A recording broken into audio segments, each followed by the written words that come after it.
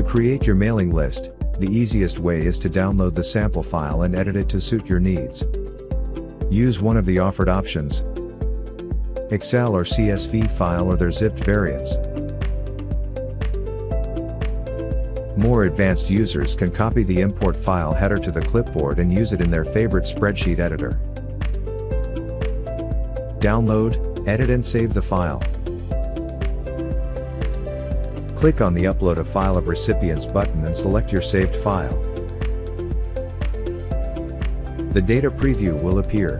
The application automatically recognizes the email address column. This is sufficient for basic processing. Other columns can then contain data used for personalization, but more about that in the next video.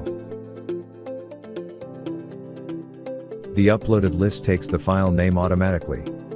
You can change it in the mailing list name field. If you have set the application to work with multiple languages, then specify the language of the mailing list before uploading the data. Finally, confirm with the Save button.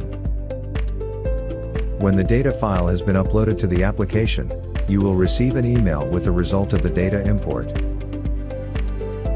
At this point, the new mailing list has moved out of pending requests and is ready for use.